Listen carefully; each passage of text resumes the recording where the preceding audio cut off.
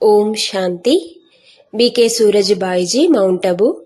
இன்றைய தீவிர புருஷார்த்தத்திற்கான விஷயங்கள்: பிரபுவினுடைய சந்திப்பு, பாப் தாதாவினுடைய சந்திப்பு என்பது நமக்கு விசேஷமான ஆற்றலை தரக்கூடியது.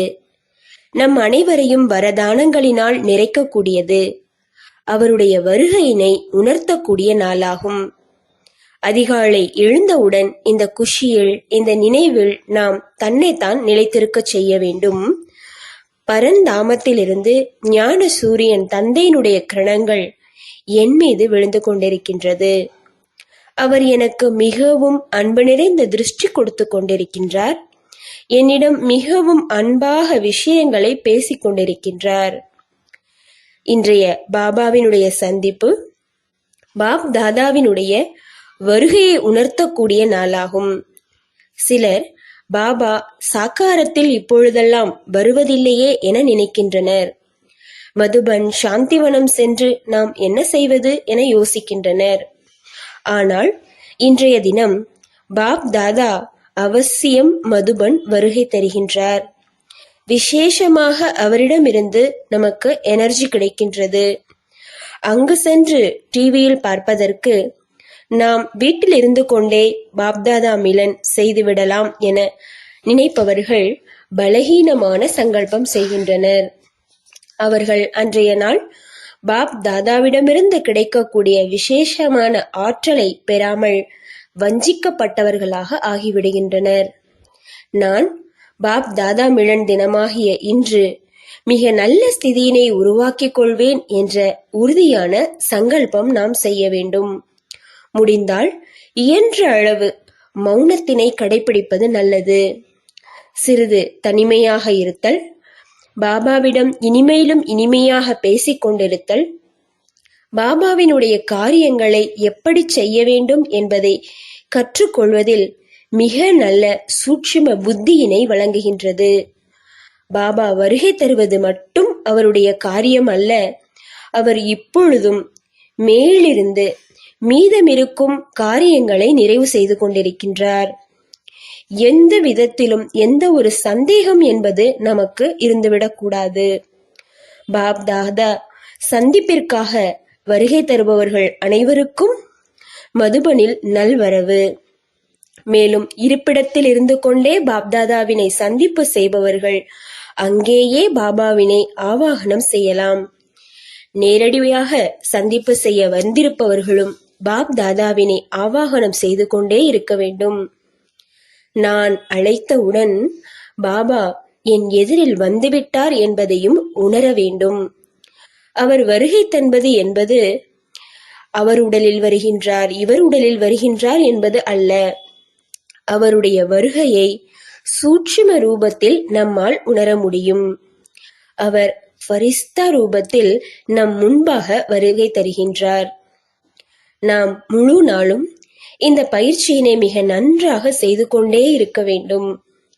மேலும் விசேஷமாக சில லட்சியங்களை நாம் தனக்குத்தான் எடுத்துக்கொள்ள வேண்டும். உதாரணமாக, இன்று பாபா கூறக்கூடிய மகா வாக்கியங்களில் ஏதாவது ஒன்றினை நான் அவசியம் இன்று முதல் தாரணை செய்வேன்.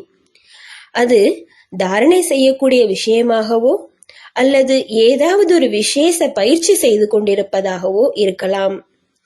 பாப் தாதா வருகை தரும் நேரத்திற்கு நாம் மிகுந்த மகத்துவம் கொடுத்து அவசியம் பாப் தாதாவினை சந்திப்பு செய்ய வேண்டும்.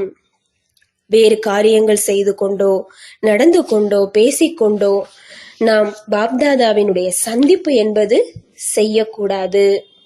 முரளி கேட்பது மட்டும் பெரிய விஷயம் அல்ல. நாம் மிகவும் உயர்ந்த ஸ்திதியில் நிலைத்திருந்து பாபாவின் ஒவ்வொரு மகா வாக்கியங்களை கேட்டுக்கொண்டிருக்க வேண்டும். பாபா மேலிருந்து தன்னுடைய கிரணங்களை என் மீது விழச் செய்து கொண்டிருக்கின்றார். வரதானங்களையும் கொடுத்து கொண்டிருக்கின்றார்.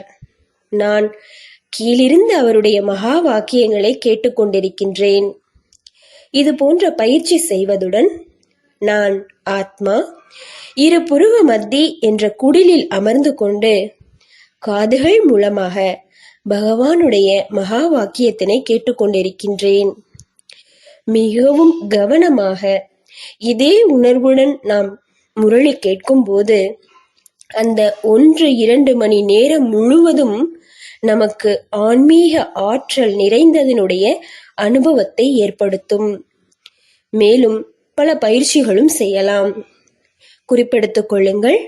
பாபாவினுடைய இன்றைய முரளியில் இந்த விஷயத்தினை நான் தாரணை செய்வது, அதாவது பயிற்சி செய்வது என்பது அடுத்த முறை நான் பாப்தாதா வருகை தரும் வரை தாரணை செய்ய வேண்டும், இதில் நான் முழு கவனம் கொடுப்பேன் என்று நாம் உறுதியான சங்கல்பம் எடுத்துக்கொள்ள வேண்டும். இதனால் ஈஸ்வரிய மகா வாக்கியம் நமக்கு எனர்ஜி கொடுக்கக்கூடியதாக ஆகிவிடுகின்றது, நமக்கு வரதானமாகவும் ஆகிவிடுகின்றது. சந்திப்பு செய்யும் நேரத்தில் எக்ஸ்ட்ரா எனர்ஜி கிடைப்பதின் உணர்வும் ஏற்படுகின்றது. இது போன்று பலர் பயிற்சி செய்து அனுபவமும் செய்து கொண்டிருக்கின்றனர். அவர்கள் முழுமையாக பாப் தாதாவின் சந்திப்பின் உணர்வு ஏற்படுகின்றது. அவர்களுக்கு நான் பாப் தாதாவினை டிவியில் பார்க்கின்றேன் என்ற உணர்வே ஏற்படுவதில்லை. பாபா என் எதிரிலேயே அமர்ந்திருந்தார் என்ற உணர்வு மட்டுமே ஏற்படும்.